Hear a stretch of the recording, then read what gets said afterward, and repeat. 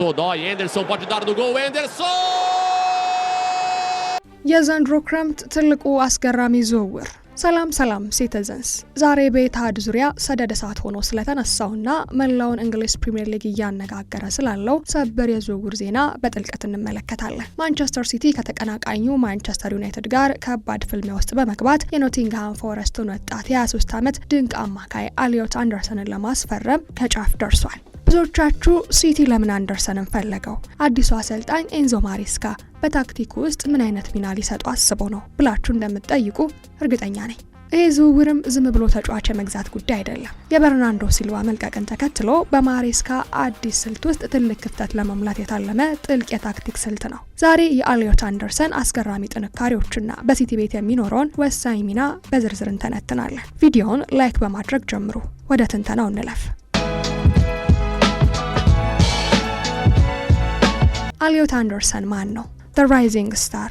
ኤሊዮት አንደርሰን በኒውካስትል ዩናይትድ አካዳሚ አድጎ በኋላም ወደ ኖቲንግሃም ፎረስት በመዘዋወር በፕሪሚየር ሊጉ ላይ ራሱን ማረጋገጥ የቻለ እጅግ ዘመናዊ አማካይ ነው። እድሜው ገና 23 ዓመት ቢሆንም ሜዳ ላይ ያለው ብስለትና በከፍተኛ ጫና ፕሬዠር ውስጥ ኳስ የመቆጣጠር ብቃቱ ብዙ ትልልቅ ክለቦችን አይን እንዲስብ አድርጎታል። ባለፈው ውድድር ዘመን በኖቲንግሃም ፎረስት ቤት ያሳየው አቋም እጅግ አስደናቂ ነበር። ቡድኑ በመከላከል ላይ ተመስርቶ በሚጫወትበት ጊዜም እንኳን አንደርሰን ከመሃል ሜዳ ኳስ እየቀማ ወደፊት በመውጣት ረገድ ቦል ፕሮግሬሲንግ የቡድኑ ዋና ሞተር ነበር። ሲቲ ይህንን ተጫዋች ከማንቸስተር ዩናይትድ ፊት ቀድሞ ለማስፈረም መጋደሉ ተጫዋቹ ለአሰልጣኝ ኤንዞ ማሬስካ ምን ያህል ወሳኝ እንደሆነ ማረጋገጫ ነው።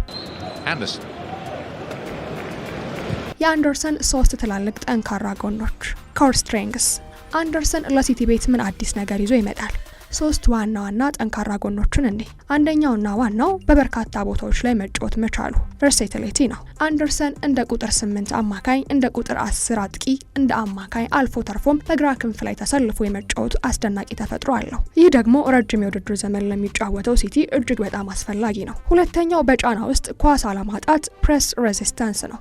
ይህ በትክክል ማሬስካ የሚፈልገው ብቃት ነው። አንደርሰን ተቃራኒ ቡድን ሜዳ ላይ ከፍተኛ ጫና ፈጥሮ ኳስ ለመንጠቅ በሚሞክርበት ጊዜ ሳይደናገጥ ኳስን በቅርብ ንክኪ ክሎዝ ኮንትሮል ይዞ የመውጣትና ለቡድን አጋሩ የማሳለፍ ልዩ ተሰጥኦ አለው። ሶስተኛው አስገራሚ አካላዊ ጥንካሬና የስራ ፍላጎት ወርክ ሬት ነው። አንደርሰን ሰነፍ ተጫዋች አይደለም። ለ90 ደቂቃ ሙሉ ሳይደክመው ሜዳ ላይ እየሮጠ ኳስ ያሳድዳል። ኳስ ሲጠፋ በፍጥነት ወደ ኋላ ተመልሶ የመከላከል፣ ኳስ ሲገኝ ደግሞ ወዲያውኑ ወደ ማጥቃት የመቀየር ትራንዚሽን ፍጥነቱ ከፍተኛ ነው። በማሬስካ ታክቲክ ውስጥ ያለው ሚና ዘ ታክቲካል ፊት። አሁን ወደ ዋና ጥያቄው እንምጣ። ማሬስካ በአዲሱ የሲቲ አጨዋወት ውስጥ አንደርሰንን እንዴት ሊጠቀሙ አስቧል? ቀደም ባሉት ቪዲዮዎቻችን እንዳየነው ማሬስካ መሃል ሜዳ ላይ የሰዎች ቁጥር እንዲበዛ ወይም ቦክስ ሚድፊልድ እንዲፈጠር ይፈልጋል። በርናንዶ ሲልቫ በዚህ ክረምት ቡድኑን መልቀቁን ተከትሎ ማሬስካ በ3-2-4-1 ፎርሜሽን ውስጥ ወደፊት ከሚጫወቱት ሁለቱ አድቫንስድ ኤቲስ የፈጠራ አማካዮች በአንዱ ቦታ ላይ አንደርሰንን ሊያሳልፈው ይችላል። ፊል ፎደን በአንድ በኩል ሲጫወት፣ አንደርሰን በሌላኛው በኩል ባለው ግማሽ ክፍተት ሃፍ ስፔስ ውስጥ ይጫወታል። አንደርሰን ከመስመር ተከላካዩ ግቫርዲዮል እና ከግራ ክንፉ ጀረሚ ዶኩ ጋር በመሆን በግራ በኩል ጠንካራ የሶስትዮሽ ጥምረት ትራያንግልስ መፍጠር ይችላል። በተጨማሪም ሮድሪ እረፍት በሚፈልግበት ወይም ደግሞ ቡድኑ ጨዋታዎችን መቆለፍ በሚፈልግበት ሰዓት አንደርሰን ወደ ኋላ ወርዶ ከሮድሪ ጎን በመቆም ጨዋታውን የማረጋጋት ስራ ሊሰራ ይችላል። እርሱ ለማሬስካ ታክቲክ ልክ እንደ ስል ቢላዋ ስዊስ አርሚ ናይፍ በሁሉም ቦታ የሚያገለግል መሳሪያ ነው። የቡድኑ ጥልቀትና ውድድር ስኳድ ዴፕስ።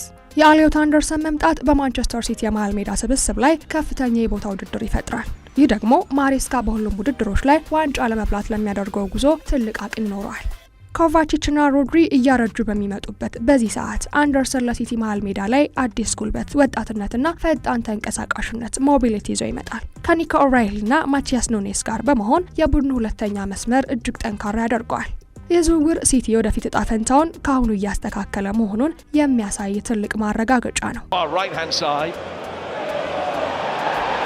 እንግዲህ የሲቲ ፋሚሊ ኤሊዮት አንደርሰን ወደ ኢትሃድ መምጣቱ ለታክቲካችን አዲስ አማራጭና ትልቅ ጥንካሬ እንደሚጨምር ጥያቄ የለውም። የእርሱ ለገብነት፣ አካላዊ ጥንካሬና በጫና ውስጥ የመጫወት ብቃቱ በማሬስካ ስር ስኬታማ ያደርገዋል ተብሎ ይጠበቃል። እናንተስ በዚህ ዝውውር ላይ ምን አስተያየት አላችሁ? ሀሳባችሁን ኮሜንት ላይ ጻፉልኝ። ቪዲዮውን ላይክ ማድረግ እና ቻናላችንን ሰብስክራይብ ማድረግ እንዳትረሱ። በሚቀጥለው ቪዲዮ እስከምንገናኝ ሰላም ሁኑ።